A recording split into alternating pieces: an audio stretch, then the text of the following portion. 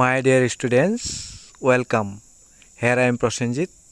নমস্কাৰ তোমালোকক গণিত পাঠলৈ স্বাগতম জনাইছোঁ। আজি এই ভিডিঅ'টোত অষ্টম শ্ৰেণীৰ গণিত পাঠ্যপুথিৰ পাৰ্ট নং 8 অনুশীলনী 8.1 কুৱেশ্যন নম্বৰ 1 পৰা 5 লৈকে সমাধান কৰি বুজাই দিয়াৰ চেষ্টা কৰা হৈছে।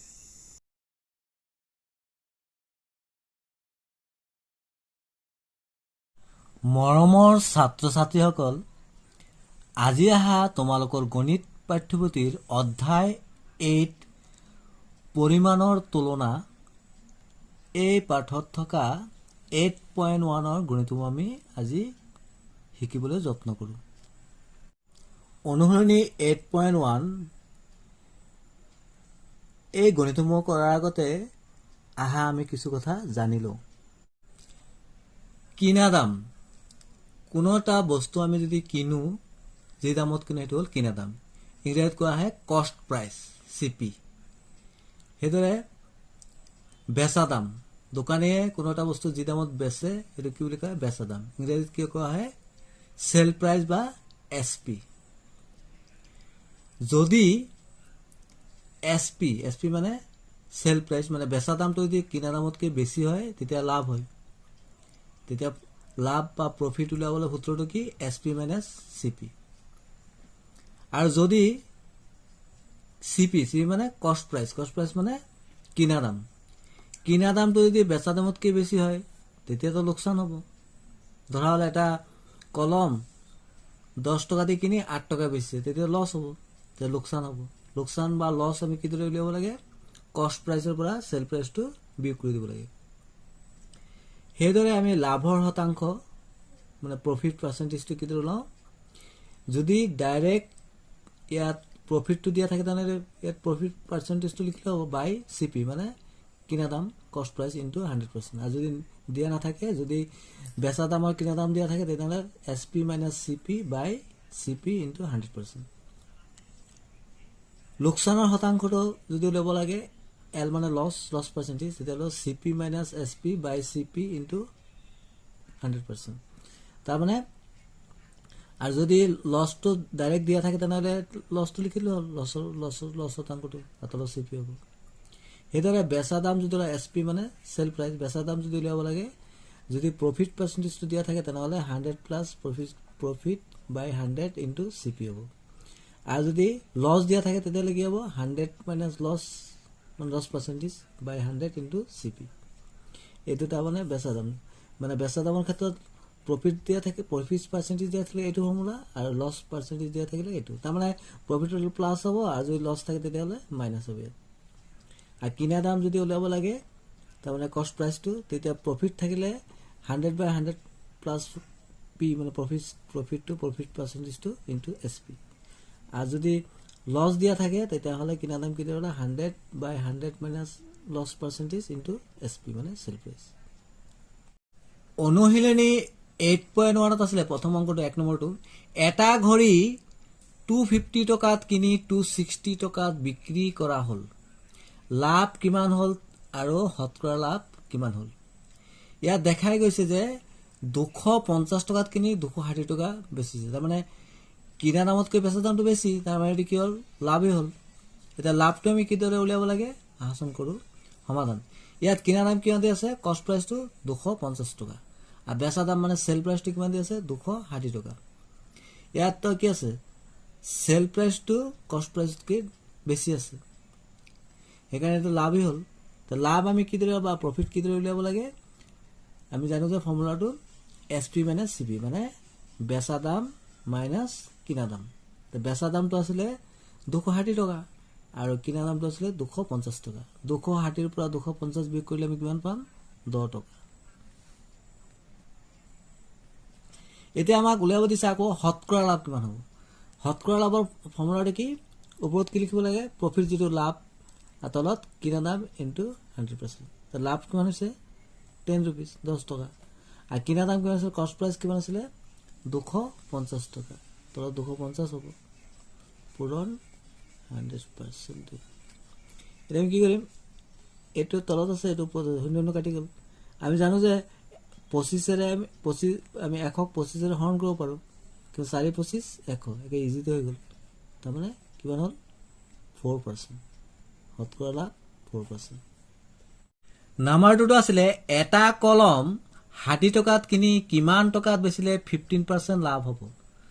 তাৰমানে কিনা দামটো দিছে 60 টকা আৰু 15% লাভ। 15% মান লাভ মানে কি, শতকৰা 15 টকা লাভ, মানে 100 টকাত 15 টকা, তাৰমানে 60 টকাত কিমান লাভ হ'ব। সমাধান, কিনা দাম কিমান আছিলে, কিমান আমাৰ কষ্ট প্ৰাইচ 60 টকা, লাভৰ শতাংশ মানে প্ৰফিট পাৰ্চেণ্টেজ ইকুৱেল হৈছিলে 15%, মানে পি ইকুৱেলটো কিমান হ'ব তেনেহ'লে 15। এতিয়া বেচা দাম উলিয়াব লাগে চেল প্ৰাইচ, আমি ফৰ্মুলাটো জানো যে কি বোলে 100 প্লাছ যিটো প্ৰফিট পাৰ্চেণ্টেজ আছিলে বাই 100 ইনটু CP। এতিয়া আমি কি কৰিম, ইয়াত 100 লিখিলোঁ, প্ৰফিটটো কিমান আছিলে পাৰ্চেণ্টেজটো 15 বাই 100 ইনটু 60টো আছিলে কিনা দাম। এতিয়া আমি কি কৰিম, এইটো যোগ কৰিম, 100 লগত 15 যোগ কৰিব, 115 বাই 100 ইনটু 60, এইটো শূন্য কাটি গ'ল। এতিয়া 2 2 কাটিলে কি হ'ব, 3 2 6, এইটো 2 কাটিলে 5 2 10। এতিয়া 5 যেতিয়া ধৰণ যায়, 5 2 10 1 15, 3 5 15, এতিয়া 3 3 9 3 2 6, তাৰমানে কি হ'ল 69 টকা হ'ল বেচা দামটো। নাম্বাৰ 3টো আছিলে ৰমেনে মোবাইল এটা 13,500 টকাত বেচিলে, তাৰে বেচোতে 20% লোকচান হ'ল। তাৰমানে 100 টকাত 20 টকা লোকচান হ'ল, তেনেহ'লে 13,500 টকাত কিমান লোকচান হ'ব। মোবাইলটো কিমান দামত কিনিছে, ইয়াত ওলাব দিছে কিন্তু কিনা দামটো, ইয়াত বেচা দামটো কি আছে, চেল প্ৰাইচটো কিমান আছে 13,500 টকা, লোকচানৰ শতাংশটো কি আছে L% মানে লছ পাৰ্চেণ্টেজ কিমান আছে 20%, মানে L = 20। তো কিনা দামৰ কষ্ট প্ৰাইচৰ ফৰ্মুলাটো কি আছিলে 100/100 মাইনাছ L, মানে লছ পাৰ্চেণ্টেজ ইনটু SP, এটা আছিলে আমাৰ ফৰ্মুলাটো। এতিয়া আমি কি কৰিম, 100 লিখিলোঁ বাই 100, লছ পাৰ্চেণ্টেজ কিমান আছিলে 20 ইনটু SP, মানে চেল প্ৰাইচটো কিমান আছিলে 13,500 ইমান টকা আছিলে। এতিয়া কি কৰিম, আমি 100 লিখিলোঁ, 100 পৰা 20 বিয়োগ কৰিলে কিমান হয় 80 হ'ল, ইনটু 13500 ইমান টকা। এই জিৰ'টো কেঞ্চেল হৈ গ'ল। এতিয়া ইয়াক যদি আমি 2 হৰণ কৰি কিমান 4 2 8, ইয়াক 2 হৰণ কৰিছে, ইয়াকো কৰিলোঁ 5 2 10। এতিয়া 4ৰে 13,500 হৰণ যায় কিনে যায়, কিমান বাৰ যাব আমি একেবাৰে কৰি দিছোঁ, নহ'লে তোমালোকে 13500 4ৰে হৰণ কৰি চাবা, কিয়নো 3 4 12 1 15, আকৌ 3 4 12 3 30, 4 7 28, থাকিলে 2 20, 4 5 20। তোমালোকে 13500 4ৰে হৰণ কৰিবা, ইমানেই পাবা। এতিয়া আমি 5ৰ লগত 3,375 পূৰণ কৰিব লাগিব, পূৰণ কৰিলে আমি কিমান পাম 16875, তাৰমানে 16,875 টকা। তোমালোকে পূৰণটো নিজে কৰি ল'বা। নাম্বাৰ 4টো আছিলে যদি 10টা কলমৰ বিক্ৰী দাম 8টা কলমৰ কিনা দামৰ সমান হয়, তেন্তে শতকৰা লাভ বা লোকচান নিৰ্ণয় কৰা। তাৰমানে কি হৈছে, 10টা কলমৰ বিক্ৰী দামৰ যিমান 8টা কলমৰ কিনা দামৰ সমান হয়। আহাচোন কৰোঁ সমাধান। ধৰা হ'ল এটা কলমৰ কিনা দামটো আমি X টকা বুলি ধৰি লৈছোঁ, তেনেহ'লে 8টা কলমৰ কিমান দাম হ'ব, 8টা কলমৰ কিনা দাম কিমান হ'ব, তাৰমানে এটাৰ দাম যদি X টকা হয় 8টাৰ দাম কিমান হয়, 8ৰ লগত আমি X পূৰণ কৰিব লাগিব, 8 পূৰণ X কিমান হয় 8X টকা ইয়ালৈকে। বা এতিয়া 10টা কলমৰ বেচা দাম কিমান 8X হ'ব, কাৰণ ইয়াত দিছে যে 10টা কলমৰ বেচা দাম বা বিক্ৰী দাম 8টা কলমৰ কিনা দামৰ সমান, তাৰমানে 8টা কলমৰ কিনা দাম যদি 8X টকা হয়, তাহলে 10টা কলমৰ বেচা দাম 8X হ'ব। এতিয়া এটা কলমৰ বেচা দাম কিমান হ'ব, 8Xটো ওপৰত হ'ব, এই 10টো তলত আহি যাব, ইমান টকা হ'ল। এতিয়া আমি দেখিলোঁ, যিহেতু এতিয়া আমি দেখিলোঁ যে X, তাৰমানে এটা কলমৰ কিনা দামটো এটা কলমৰ বেচা দামতকৈ বেছি আছে, কাৰণ আমি 8ক এইটো কাটাকাটি কৰিলে এইটো কম হ'ব, ভগ্নাংশ যাবগৈ। গতিকে কষ্ট প্ৰাইচটো চেল প্ৰাইচতকৈ বেছি হৈ গ'ল, কিনা দামটো বেছি হৈ গ'ল। তেনেহ'লে কিনা দাম বেছি হ'লে কি হয়? লোকচান হয়। লেনদেনত কি হ'ল? লোকচান হ'ল। এতিয়া লোকচানটো কিমান হৈছে আমি কি কৰিব লাগে? আমি কি কৰিব লাগে? যিটো আমাৰ কিনা দাম আছিলে, কিনা দামৰ পৰা আমি বেচা দামটো বিয়োগ কৰি দিব লাগে। লসাগু 10 হ'ল, ইয়াতো তলত একো নাই, 10ৰ লগত এক্স পূৰণ কৰিলে 10x মাইনাছ ইয়াত কি হ'ব? 8x। কিমান হ'ব? 10ৰ পৰা 8 গ'লে কিমান? 2x বাই 10। অনলি কটাকটি কৰি দিওঁ, 2 গুণ 2, 5 দুগুণ 10। কিমান হ'ল? x বাই 5 টকা। এতিয়া আমাক ওলাব দিছে শতকৰা লাভ বা লোকচান। শতকৰা লোকচান কিমান? শতকৰা লোকচান কি কৰিব লাগিব আমি? এটা কলমৰ হোৱা লোকচান ডিভাইডেড বাই এটা কলমৰ কিনা দাম ইনটু 100%। এটা কলমৰ হোৱা লোকচানটো কিমান হ'ল? x বাই 5। এটা কলমৰ কিনা দাম কিমান আছিলে? x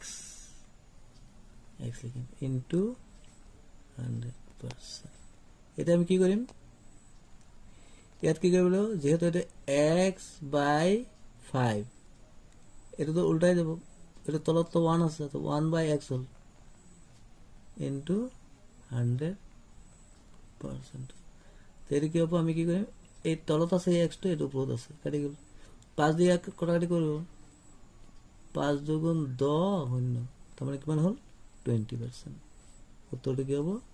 20%।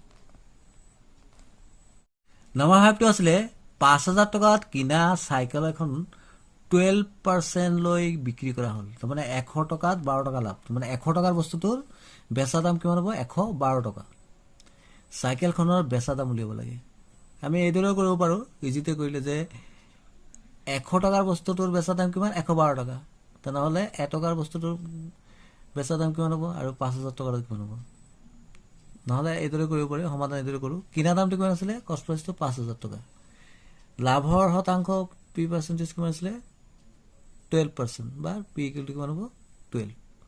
এতিয়া বেচা দামৰ ফৰ্মুলা কি? চেল প্ৰাইচৰ ফৰ্মুলা কি? 100 যদি প্ৰফিট থাকে ইয়াত পি হ'ব বাই 100 ইনটু চি পি। 100 লিখিলোঁ আমি, এইটো ইজি, প্লাছ প্ৰফিট পাৰ্চেণ্টেজ কিমান আছিলে? 12 বাই 100 ইনটু কষ্ট প্ৰাইচ। কষ্ট প্ৰাইচ কিনা দাম কিমান আছিলে? 5,000 টকা। ইমান টকা হ'ব। এতিয়া 100 লগত 12 যোগ কৰিলে 112 বাই 100 ইনটু 5,000। কটাকটি কৰি এইটো শূন্য, এইটো শূন্য কাটিলে, এইটো শূন্য, এইটো শূন্য কাটিলে। এতিয়া 112 লগত 50 পূৰণ কৰি দিলে হৈ গ'ল। তো একেবাৰে ইজিছে কৰিলে কি হ'ব? শূন্যটো বহাই দিলোঁ প্ৰথমে। 5 দুগুণ 10, 5 এগুণ 5 একে 6, 5 এগুণ 5, তাৰমানে কি হ'ল? 5,600 টকা। এইটো হ'ব বেচা দাম। My dear students, thanks for ৱাচিং, ষ্টে কানেক্টেড। আজি আমি পাছলৈকে আলোচনা কৰিলোঁ। ইয়াৰ পৰৱৰ্তী ভিডিঅ'ত 6, 7, 8, 9 আমি শিকিবলৈ যত্ন কৰিম। Thank you so' much.